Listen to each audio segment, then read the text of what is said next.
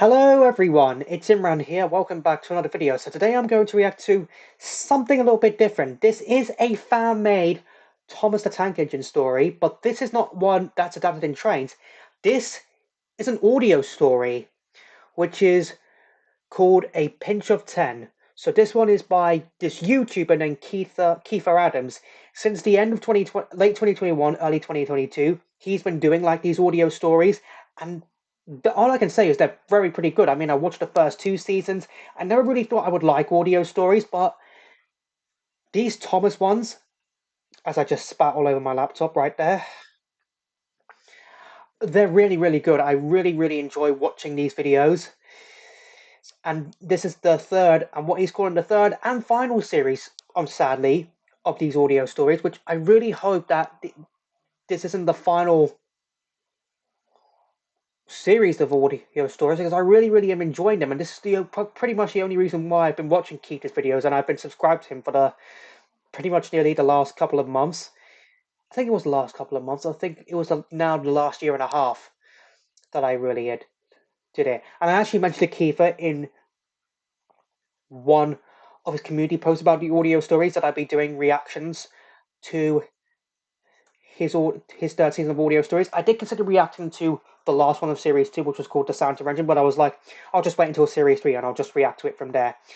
So this is obviously another Thomas and the Magic Railroad themed audio story. He already did one with Splodge, which was set during Magic Railroad.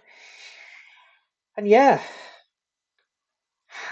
so this story basically the description reads, how did Diesel 10 be known as the blast from the past who hates steam engines?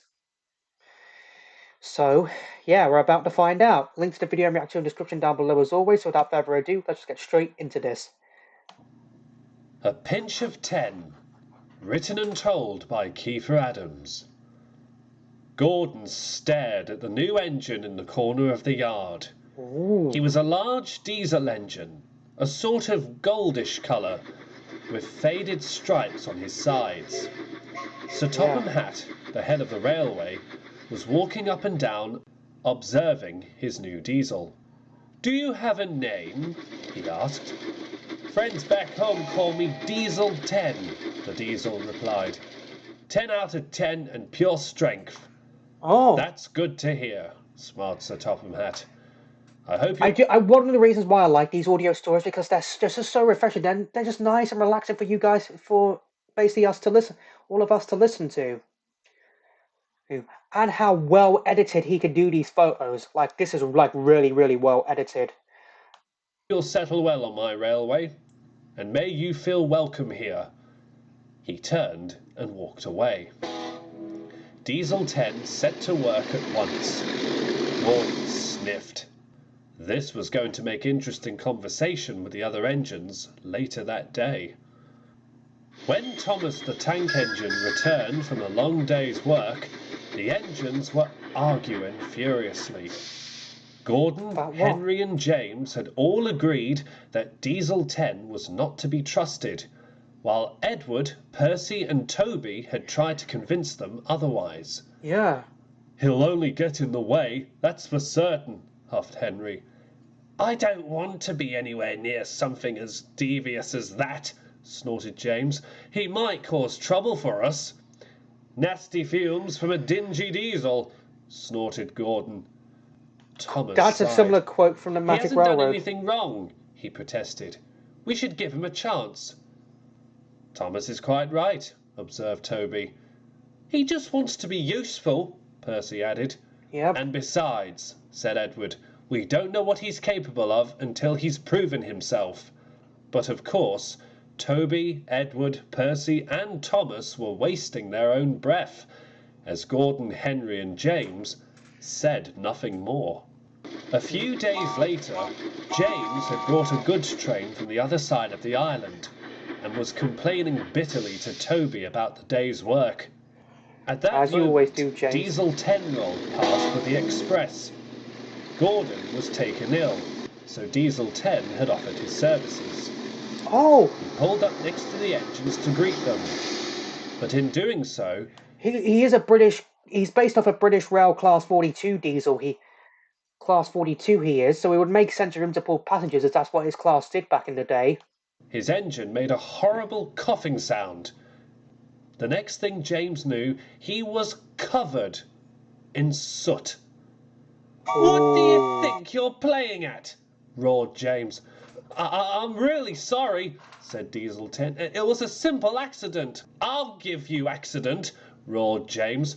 And before Toby could stop him, James had let out a great cloud of steam, which almost oh. coated Diesel 10. "That's enough, James," said Toby. "Be off with you." James puffed Yeah, grumpily that is away. no. "I'm so sorry about that," said Toby. But Diesel 10 was at a loss for words as he rolled away. Even when Gordon came back, the treatment from him, James, and Henry started to take its toll on Diesel 10. No wonder. Eventually, he could stand it no more. One stormy day, Edward found him at the scrapyard. He was seething with rage. "Are you all right?" asked Edward. "What do you care?" Diesel 10 hissed. "No one appreciates the hard work I do, except Sir Topham Hatt." "Thomas, Toby, Percy, and I are on your side," said Edward. "We want to help you." "I don't need help from puffballs who always think they can throw their weight around. Ooh. Just you wait. I'll get even, and then you'll all be sorry." Diesel 10 growled as he rolled away. Edward watched him till he was out of sight. Oh, that is No just. one saw or heard anything from Diesel 10 for quite some time. Yeah. It was nearly a month later when Thomas and Percy came across him again, when Sir Topham Hatt asked them to collect some trucks from the smelters. The sight that met them was horrifying. Diesel 10 Oh. was working in the middle of the scrapyard, but now he was loading trucks with a large mechanical crunching claw, which he Yep. was calling Pinchy. "Well, well, well," he smirked when Thomas and Percy came into the yard. "How do you like Pinchy? I think he's So hungry for that's some how we got. puffballs." "You're all monstrous," wailed Percy. "There's nothing left of you," said Thomas. "And there won't be anything left of you steamers by the time I'm through with you." Wow. Diesel 10's laugh echoed across the scrapyard. It shook Thomas and Percy to their frames as they darted away, terrified Similar. of what they'd seen.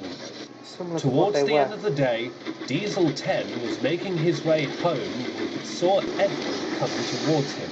Sir Topham Hatt angrily jumped down from Edward's cab and Oh. strode up to the Diesel.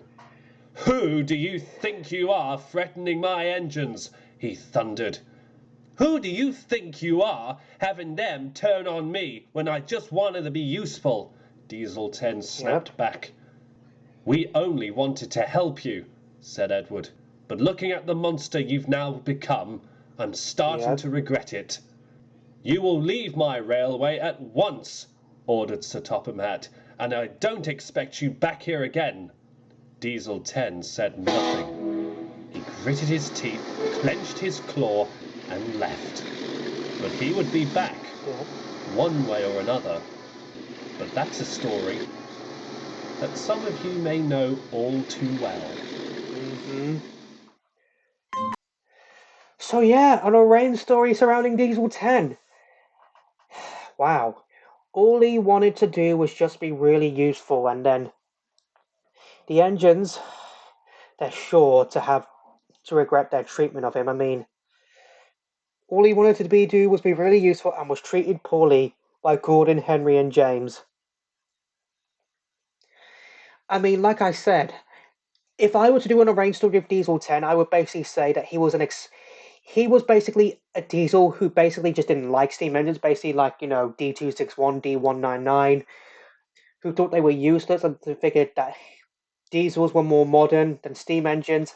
And then he was fitted with an experimental claw, which of course he named Pinchy. So, I mean, if Theo, Lexi, and Merlin from Johnny Beyond Soda are experimental engines, Why can't Diesel 10 be an experimental engine?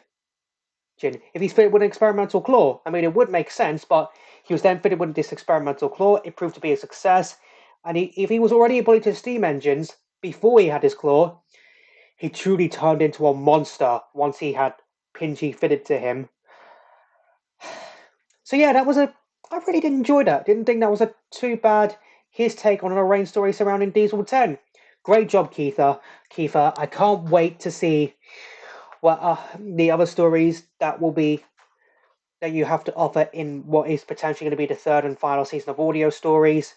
And also make sure you check out my reaction when I upload it, because I am autistic just like you, and Thomas was definitely part of my life and definitely helped me since I've been on the autistic spectrum and will always will be.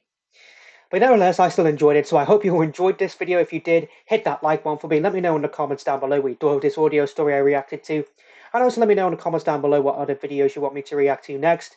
Share this video, subscribe if you're new here, ring that bell to get notified for when I upload new videos and when I post on the community tab. And I'll see you all in the next one. Bye!